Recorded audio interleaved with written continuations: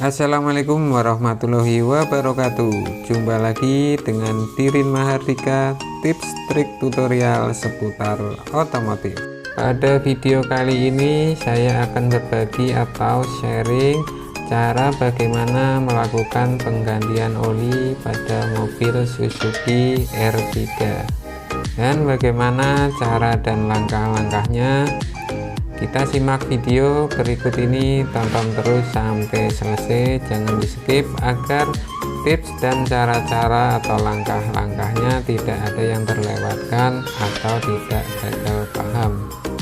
Dan bila video ini bermanfaat, silahkan share, like, komen, subscribe, dan nyalakan loncengnya agar teman-teman semua bisa update terus video-video terbaru dari kami untuk tips-tips berikutnya dari kami.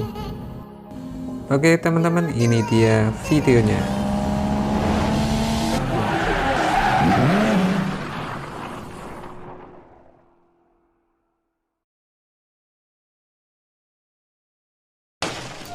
Oke teman-teman, sebelum kita melakukan penggantian oli, kita cek dulu ya teman-teman untuk level olinya. Oke, pada stick indikator level oli tinggal separuh ya teman-teman, dan warnanya juga sudah hitam pekat. Ini harus segera kita lakukan penggantian ya teman-teman. Oke teman-teman, kita mulai melakukan penggantian olinya ya teman-teman. Yang pertama adalah kita harus buang atau kita drain dulu untuk oli yang lamanya. Untuk membuka baut drainnya atau baut pembuangan olinya, kita menggunakan kunci ring pas, kunci ukuran 17 ya teman-teman.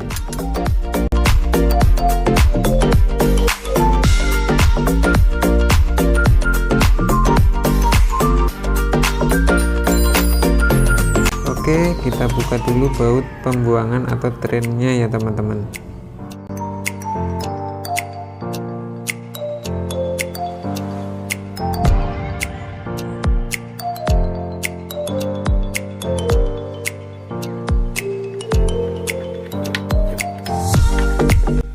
Nah, ini dia olinya ya teman-teman.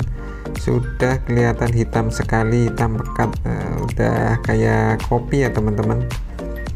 Nah, ini harus segera dilakukan penggantian ya teman-teman. Bila terlalu lama tidak melakukan penggantian oli dan sudah waktunya penggantian tapi tidak dilakukan penggantian, nanti akan sayang di mesinnya ya teman-teman. Karena apabila terlalu lama atau terlalu hitam olinya, nanti akan berefek kepada mesin mobil, yaitu permukaannya akan terlihat kosong dan berkerak. Jadi pengaruh juga nanti untuk ke performanya ya teman-teman. Jadi buat teman-teman, saran saya, apabila sudah waktunya penggantian oli, segera dilakukan penggantian oli ya teman-teman. Jangan menghemat biaya penggantian oli, tapi nanti efeknya akan ke mesin dan akan menyebabkan mengeluarkan biaya yang lebih besar ya teman-teman. Oh iya teman-teman, nitip buat teman-teman. Jadi setiap melakukan penggantian oli, sebaiknya filter oli dilakukan penggantian juga.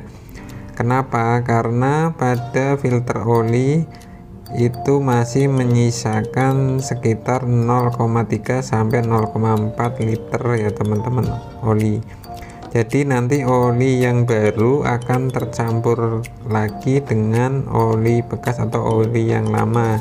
Jadi kan sayang ya teman-teman, kita udah melakukan penggantian oli tapi nanti oli akan terlihat cepat hitam lagi ya teman-teman. Nah, ini oli yang ada pada filter oli ya teman-teman, terlihat lebih kotor daripada yang di crankcase atau di penampungan oli ya teman-teman. Karena di filter oli kotoran akan tersaring atau berhenti di filter oli ya. Makanya kita sarankan untuk melakukan penggantian filter olinya juga.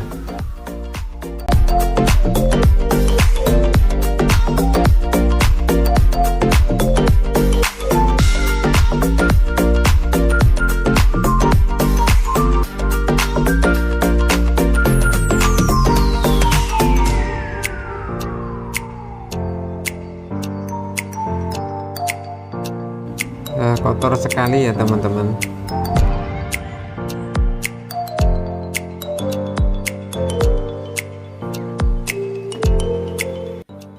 Oke, setelah kita lepaskan filter oli, kita bersihkan juga untuk rumah filter olinya ya teman-teman.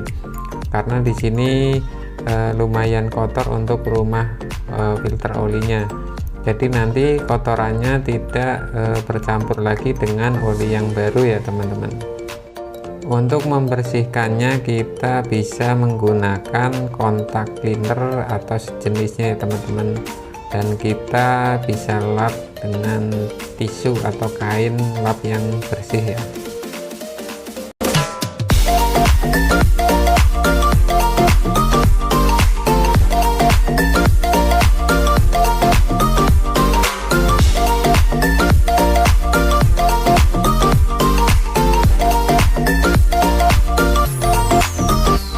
Oke, setelah semuanya sudah bersih, kita pasang kembali untuk baut dop atau baut drain olinya sebelum kita melakukan pengisian oli yang baru.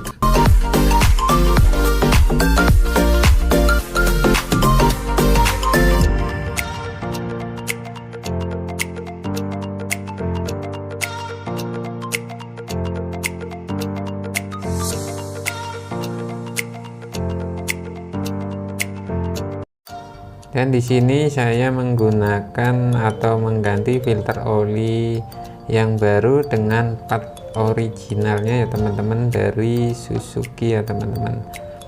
Jadi lebih baik pakai yang original, jangan yang KW, agar kualitasnya lebih baik ya teman-teman.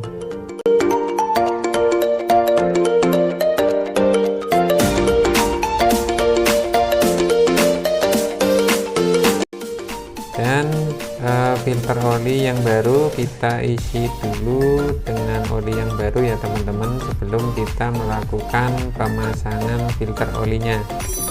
Oke, selanjutnya kita pasang kembali filter oli yang baru pada rumah filter oli ya teman-teman.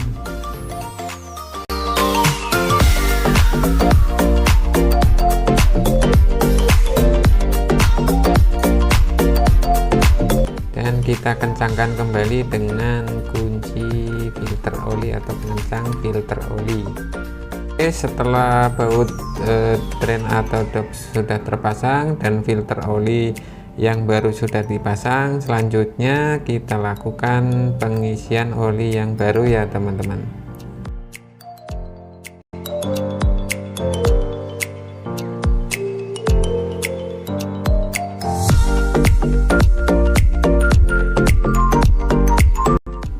Dan setelah selesai pengisian oli, selanjutnya kita cek di stick ya teman-teman, untuk indikator sticknya ya. Di sini sudah terlihat full ya teman-teman, atau titik yang atas ya teman-teman.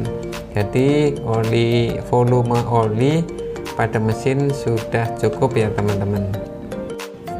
Oke, untuk pengisian sudah selesai, kita bersihkan juga ya teman-teman untuk blok mesinnya dari kotoran atau debu ya teman-teman, setelah kita selesai melakukan penggantian oli, agar bila ada kebocoran oli pada mesin bisa segera terdeteksi ya teman-teman. Jadi segera kita perbaiki. Oke teman-teman, demikian cara dan langkah-langkah untuk melakukan penggantian oli mesin pada mobil injeksi Suzuki R3. Dan semoga video ini bermanfaat, dan jika bermanfaat silahkan di share, like, comment, subscribe, dan nyalakan loncengnya.